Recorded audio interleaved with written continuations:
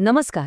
एका विखुरलेल्या देशाला पुन्हा उभं करण्यापासून ते जगासाठी आपली दारं उघडण्यापर्यंत भारताच्या पंचवार्षिक योजनांची कहाणी म्हणजे महत्वाकांक्षा, संकटं आणि बदलांची एक जबरदस्त गोष्ट आहे. एमपीएससी परीक्षेसाठी तर हा विषय प्रचंड महत्वाचा आहे. चला तर मग या कहाणीच्या एका फास्ट रिव्हिजनसाठी तयार होऊया. हे मान्यच करावं लागेल की या सगळ्या 12 योजना लक्षात ठेवणं म्हणजे एक मोठं आव्हान आहे. त्यांचे उद्देश, मॉडेल, घोषणा, परिणाम, अरे बाप रे, सगळा गोंधळ उडतो. आणि ऐन परीक्षेच्या वेळी आठवतच नाही, नाही का, की नक्की कोणत्या योजनेत काय झालं होतं. पण अजिबात काळजी करू नका, कारण आज आपण एका सोप्या गोष्टीने आणि काही भन्नाट मेमरी ट्रिक्स वापरून हा अख्खा विषय डोक्यात एकदम पक्का बसवणार आहोत. आणि मग बघा, परीक्षेतला एकही मार्क आपला जाणार नाही. तर मग आपला आजचा रोडमॅप कसा असेल? आपण 3 महत्वाच्या टप्प्यांमध्ये या योजना समजून घेऊ. मग परीक्षेसाठी काही खास रिव्हिजन ट्रिक्स बघू आणि सगळ्यात शेवटी एका छोट्या क्विझने आपली तयारी किती झालीये ते तपासू. चला तर मग सुरू करूया भारताच्या नियोजन प्रवासाचा पहिल्या भागापासून. हा तो काळ होता पायाभरणीचा, जेव्हा स्वातंत्र्यानंतर देशाच्या अर्थव्यवस्थेला नव्याने आकार दिला जात होता. तर पहिली योजना 1951 ते 56. तेव्हा सगळ्यात मोठं आव्हान होतं शेती, कारण फाळणीमुळे सगळी अर्थव्यवस्था विस्कळीत झाली होती. तिला पुन्हा मार्गावर आणायचं होतं.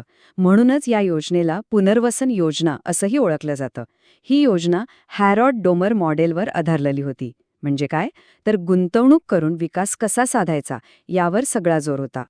आणि गंमत म्हणजे ही पहिली योजना प्रचंड यशस्वी झाली. इथं बघा, आपलं टार्गेट होतं 2.1%, पण आपण गाठलं किती? तब्बल 3.6%.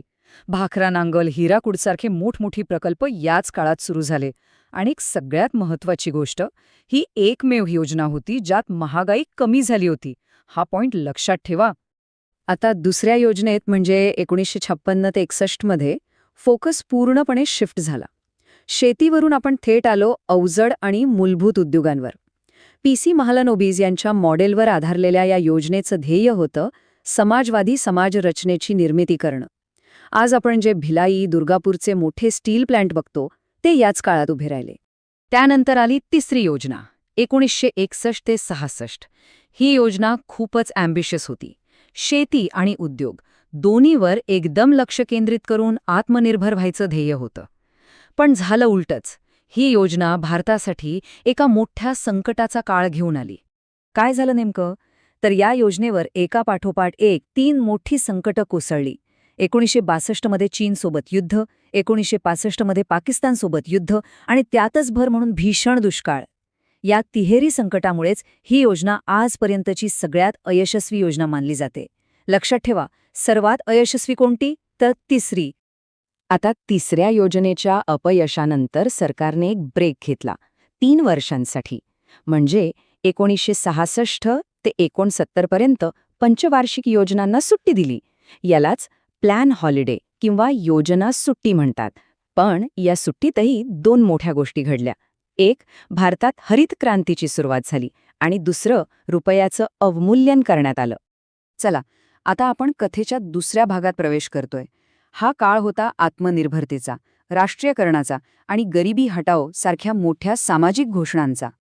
सगळ्यात आधी बघूया चौथी योजना 1969 ते 74. या योजनेची घोषणा होती स्थैर्यासह वाढ. आणि याच योजनेत एक मोठी घटना घडली, ती म्हणजे 14 मोठ्या बँकांचं राष्ट्रीयकरण.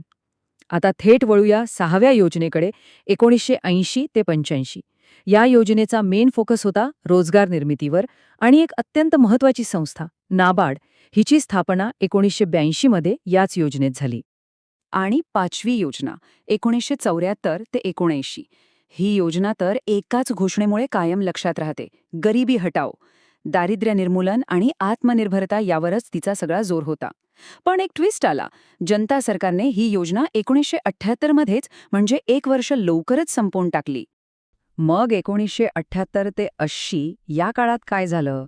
तर जनता सरकारने एक नवीन प्रयोग केला, ज्याला म्हणतात सरकती योजना किंवा रोलिंग प्लॅन. यात काय व्हायचं, तर दरवर्षी योजनेचा आढावा घ्यायचा आणि पुढच्या वर्षासाठी नवीन योजना बनवायची. प्रसिद्ध कामासाठी अन्न योजना याच काळातली आहे. आणि आता आपण पोहोचलोय शेवटच्या आणि तिसऱ्या टप्प्यात. हा काळ होता भारताच्या आर्थिक इतिहासाला कलाटणी देणारा. याच काळात भारताने आपल्या अर्थव्यवस्थेची दारं संपूर्ण जगासाठी खुली केली. 8वी योजना 1992 ते 97. ही योजना म्हणजे भारतीय अर्थव्यवस्थेतली एक क्रांतीच होती. याच योजनेत लागू झाल्या त्या ऐतिहासिक LPG सुधारणा म्हणजे काय? उदारीकरण, खाजगीकरण आणि जागतिकीकरण. या योजनेचा मुख्य उद्देश मानवी विकास हा होता. 9व्या योजनेत 1997 ते 2002 पुन्हा एकदा शेती आणि ग्रामीण विकासावर जोर देण्यात आला. पंतप्रधान ग्राम सडक योजना याच काळातली. मग आली 10वी योजना 2002 ते 2007. ह्या योजनेने एक मोठं ध्येय ठेवलं.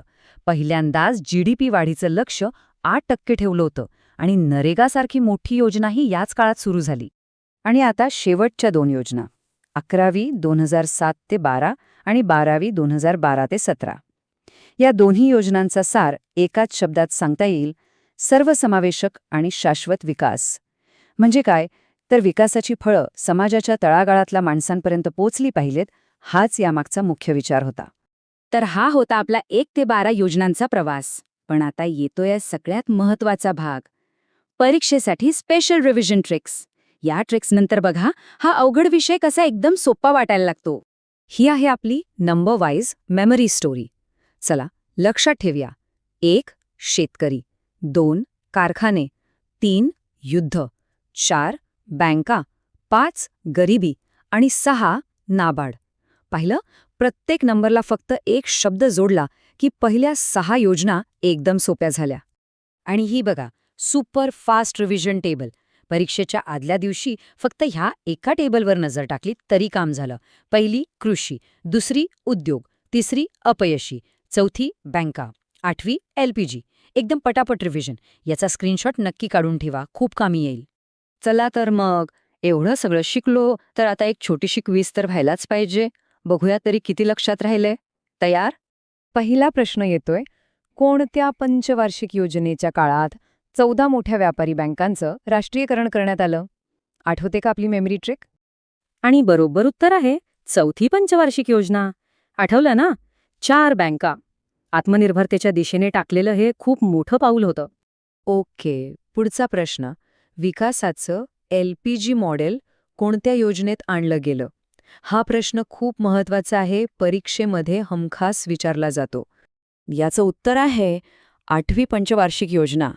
याच योजनेने भारताच्या नव्या आर्थिक पर्वाची सुरुवात केली. आणि आता जाता जाता एक विचार करण्यासाठी प्रश्न. आपण भारताच्या नियोजनाचा जवळपास 70 वर्षांचा प्रवास बघितला. आता पंचवार्षिक योजनांची जागा घेतली आहे नीती आयोगाने. तर मग या आर्थिक बदलाच्या कहाणीचा पुढचा भाग कसा असेल? भारताच्या विकासाचं पुढचं चित्र कसं दिसेल? यावर नक्की विचार करा.